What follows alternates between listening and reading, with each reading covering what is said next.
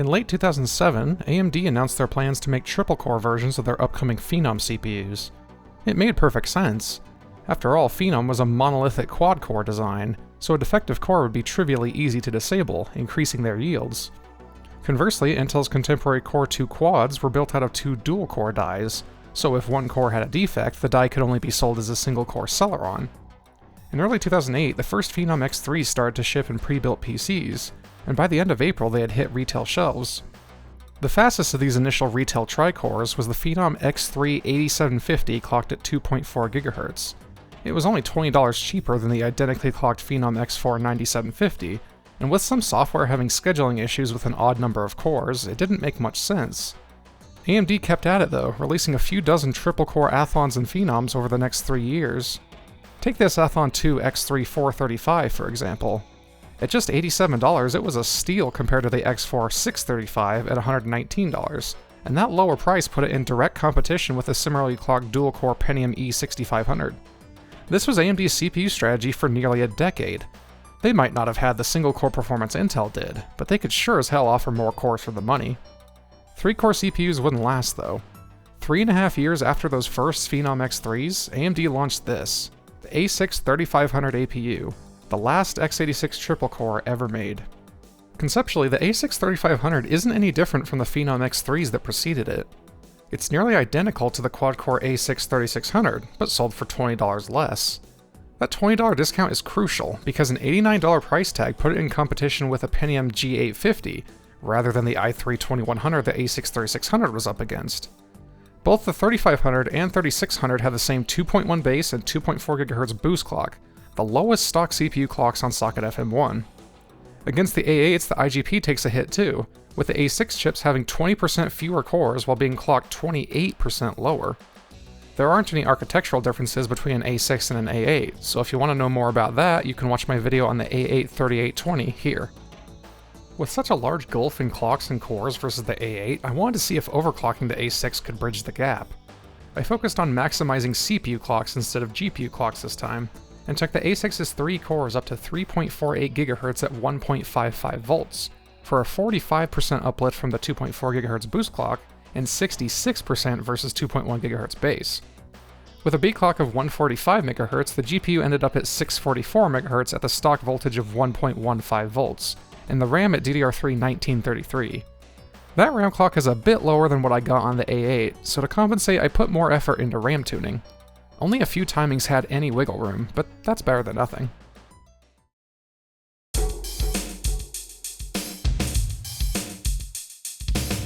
As usual, Cinebench is up first. Even the Celeron N3450 beats the stock A6 in R11.5, and the stock A8's advantage exceeds 50% in all 3 versions. The good news is that the A6's overclock is just enough to outrun the A8 at stock, even if only by 1 point in R15. The same can't be said for GPU Pi 3.2. The Celeron beats the A6 at stock and the A8 beats it overclocked. The OC'd A6 is a hair faster than the stock A8 in 3.3.2 though. All versions of PCMark put the overclocked A6 ahead of the stock A8 except for 10 Extended. That test throws 3D Mark Firestrike into the mix and might be an indicator of the GPU results to come. The math tests get interesting. The overclocked A6 is the fastest CPU on the board in the single-threaded Pi Fast and Super Pi, and manages to beat the stock A8 in W prime. The A8 is untouchable in Y-Cruncher 1 billion and 2.5 billion. These are particularly RAM-heavy benchmarks, and the A6 just doesn't have enough cores to make the most of its memory bandwidth. That's not a problem in the BBP tests, with the overclocked A6 just besting the stock A8 but losing to everything else at stock. The rest of the CPU benchmarks are a mixed bag. The A6 is unusually slow in 7-zip and can't catch the A8 in 3D Mark 11 physics, but comes out on top in the single-threaded portion of Geekbench 3. X265 is faster on the OC'd A6 than the stock A8, but it still can't hold a candle to the Celeron's SSC 4.2 powered domination. All told, the overclock boosted the A6's performance by a much-needed 50%. The stock A8 ended up being 39% faster than the stock A6, so if you weren't the overclocking type, you'd still be getting better value with the A6. Directly comparing the overclocked A6 to the stock A8 shows the A6's advantage is only 5%, and that's inflated by big gains in the single-threaded test from the raw clock speed gap. With both APUs OC, the A8 pulls ahead by a healthy 24%. I also compared the A6 with the Celeron N3450 stock versus stock, and the A6 ended up losing by more than 10%. Ouch. Moving on to GPU testing, the A6 does fairly well for itself in the D3D 8 and 9 benches, but gets clobbered by the A8 and Ice Storm. It's a similar story in 3D Mark Vantage, and the OC'd A6 can only tie the stock A8 in CloudGate. The A6 doesn't get a single win in the DirectX 11 3D Marks, and only looks good next to the Celeron. Only at the lowest resolution does the overclocked A6 squeak out a victory over the stock A8 and Catzilla, a victory that quickly evaporates at 720p and above. As it turns out, the 4K test freezing on the Zima board was purely a performance problem, because the A6 does it too. I could only get one complete run out of 5 attempts with the OC, and none without it.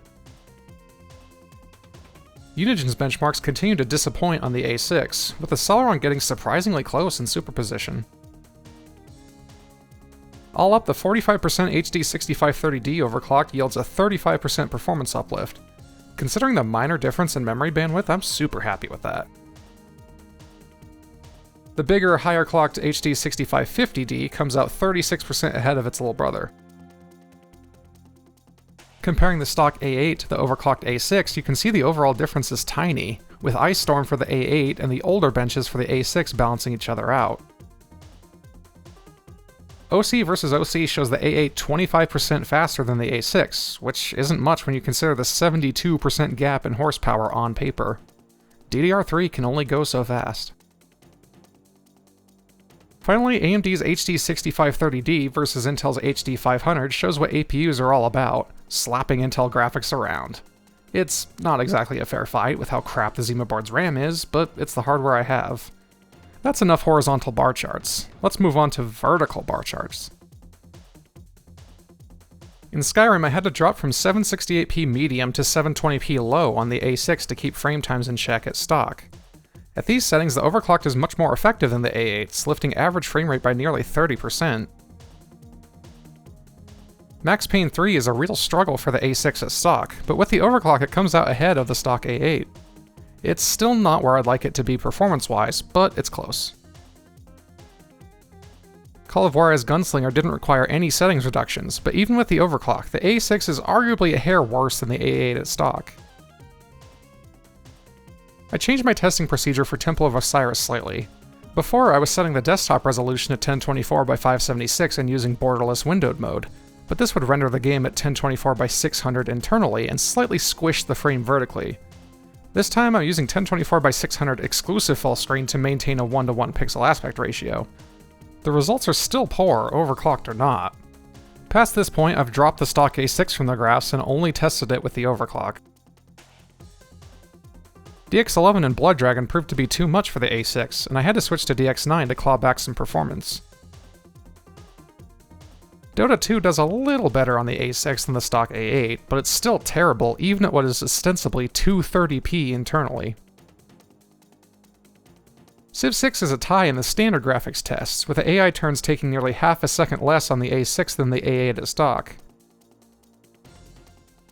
The Gathering Storm graphics test, on the other hand, is especially hard on the smaller IGP. Oddly enough, the AI turn times are substantially shorter on the A6 even against the overclocked A8. I'm not sure how that's possible, because there's not even a 3% difference between the two CPU overclocks, and I can't imagine the memory tuning on the A6 is doing that much. Dirt 4 suffered from fewer frame time issues on the A6, but that's not especially helpful when overall performance is so low. The Red Faction Guerrilla remaster was too much for the A6 at 768p, and even at 720p the 0.1% lows are worse than the A8's. Last up is Garten of Banban 4. I feel dirty even mentioning this digital detritus in public, but it's the newest Unreal Engine 5 game I could get to launch. At lowest settings the image quality is terrible, and there are serious oversights the developers would have caught if they bothered to do proper QA. With lighting quality on low or medium, the whole game is too dark. The first section of the game where you're running away from whatever this is doable, but I got stuck in the next room after activating these two buttons. Turns out there's another red button on the wall you need your drone to bump into that you can't see unless the lighting quality is set to at least high, and on the A6 that setting doesn't work. Once you know that button is there, you can progress to the next section where you can barely see the sheriff standing behind the glass. That was when I found the next problem. When shadows are set to low, you can't see the projections on the wall in front of you. Shadows on medium are required for that, and thankfully those do work on the A6, but they come at a performance cost. After getting past this section, I played the rest of the game on lowest settings. While I didn't get stuck again for graphics-related reasons, I did find some game-breaking scripting bugs that prevented me from finishing the game without starting over, and I sure as hell wasn't doing that. This game reeks of incompetence, and I won't give it the dignity of benchmarking it properly. Good riddance.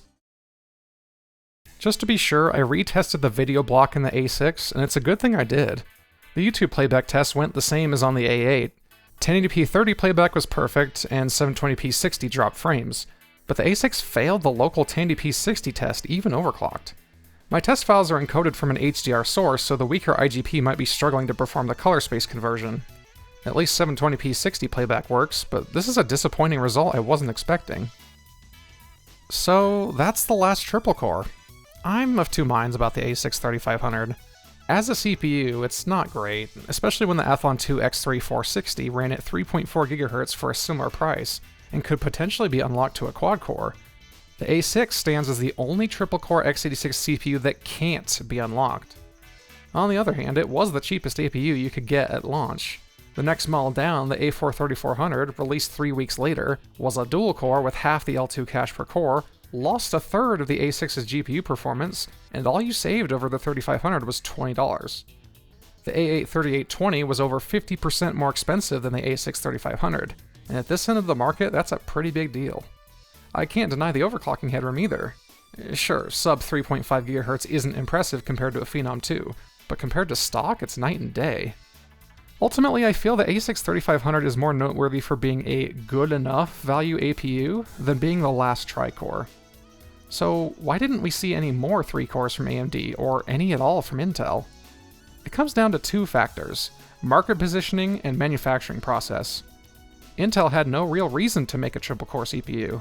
The dual-core Pentiums the A6-3500 competed with were already faster, and the 4-thread i3s going up against the A8s were faster still. As I mentioned in the last video, these first-gen APUs were the debut product for GlobalFoundries' 32nm process, and yields were low enough that selling a cut-down quad was sensible.